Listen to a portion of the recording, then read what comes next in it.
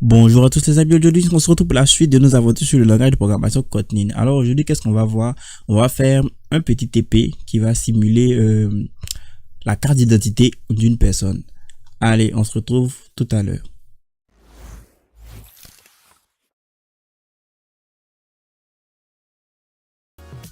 Donc on va continuer, on ouvre IntelliJ, on va créer une nouvelle classe qu'on va appeler TP 1.5 parce que c'est pas vraiment un gros TP.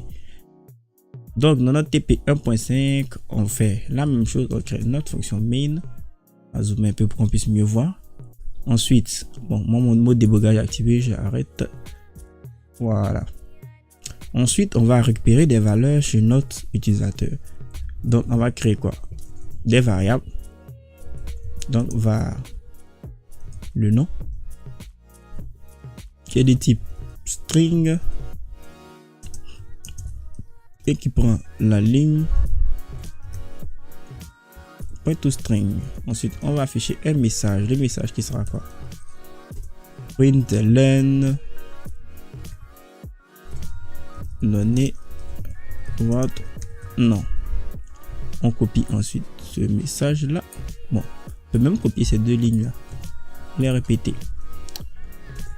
Donc cette fois-ci on va dire donnez votre date de naissance, et on dit là l'âge qui est de type int et on convertit ici en int tout simplement parce qu'on sait ce qu'on fait. Donc là on lui a demandé son nom et son âge, enfin pas son âge mais sa date de naissance, et à partir de ce qu'on lui a demandé là, c'est un peu comme sa carte d'identité, on va déterminer, plutôt on va lui dire votre nom est tant et votre âge est tant. Donc on va maintenant effectuer une opération mathématique comme on l'a vu précédemment. On va dire que l'âge, la variable âge, lorsqu'on a fini l'âge, l'âge va prendre la valeur de quoi? De notre année, c'est-à-dire 2017 moins, ou bien moins âge, tout simplement. Et on va afficher deux messages. Donc on copie la ligne du message qui est là et on dit votre nom est deux points et un autre message, on dit vous avez âge, voilà, vous avez âge 1. Ensuite on exécute pour voir ce qui va se passer. Donc là il nous demande notre nom, je mets Ino, et là il nous demande notre date de naissance, je mets 1996, et qu'est-ce que j'obtiens?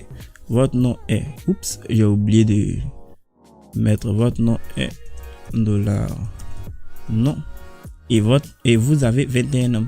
Ok, donc il a donné mon nom et il a donné mon âge, mais on se rend compte que si on veut faire notre programme de telle sorte qu'il marche en 2018, on aurait un problème au fait.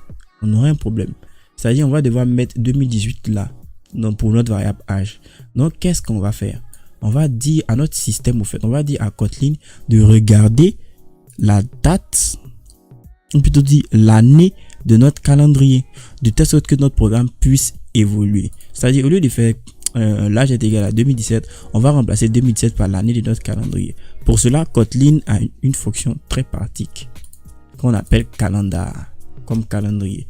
Donc on va effacer cette opération là et on va dire que l'âge est égal à quoi? L'âge est égal à, oups, j'ai appuyé autre chose, est égal à calendar. Ok, donc là on a eu ce qu'on appelle un import parce que calendar est une fonction qui vient de Java. C'est pour ça que Kotlin est puissant en fait, il arrive à utiliser Java. En fait il se base sur Java pour pouvoir fonctionner. Donc on dit prend l'instance et get. Ensuite à l'intérieur on lui dit plutôt calendar point, voilà, point l'année. Donc on dit regarde le calendrier et cherche une instance du calendrier que tu vas récupérer au fait. Ensuite, cette instance du calendrier, on précise qu'on veut l'année. Donc, c'est ça qui est calendar. Point. Ensuite, on dit ce qu'on veut. Soit on peut dire l'année, soit on peut dire AM, PM, c'est-à-dire l'après-midi ou la matinée. Ensuite, la date, tout. Bref, tout ce que vous voulez, le jour du mois, la semaine, c'est une manière de pouvoir accéder à votre calendrier. Et nous, tout ce qu'on recherche, c'est l'année. Du coup, on prend l'année. Maintenant, si on exécute notre programme, oups, on a oublié, on fait moins la date de naissance. Et la date de naissance ici, c'est âge. Ou j'aurais pu l'appeler DDN. Mais bon, c'est pas grave. On exécute notre programme. Qu'est-ce qu'il va nous demander encore? Il va nous demander exactement la même chose. Entre votre nom, je mets Ino. Et ma date de naissance, je mets 1996.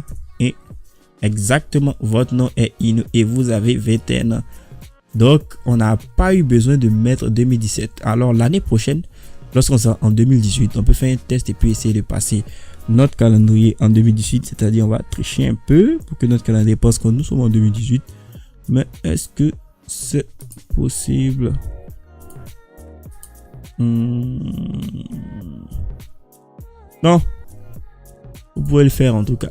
Essayez de modifier votre calendrier, de mettre une année supérieure. J'ai pas envie de rentrer dans tous les paramètres au fait. De mettre une année supérieure, vous allez voir que ça va évoluer. Vous aurez, si vous mettez 2018 dans votre calendrier, automatiquement il va calculer avec 2018. Si vous mettez 2019, il va calculer avec 2019. Donc là, on se dit à la prochaine pour la suite des aventures sur Kotlin. La prochaine fois, on verra comment envoyer notre programme, nos applications que nous avons fait à nos amis pour qu'ils puissent l'exécuter sur eux-mêmes leur propre ordinateur. Allez, on se dit à la prochaine et portez-vous bien. N'oubliez pas de vous abonner, de partager la vidéo et de laisser le gros pouce bleu des familles. Allez, bye.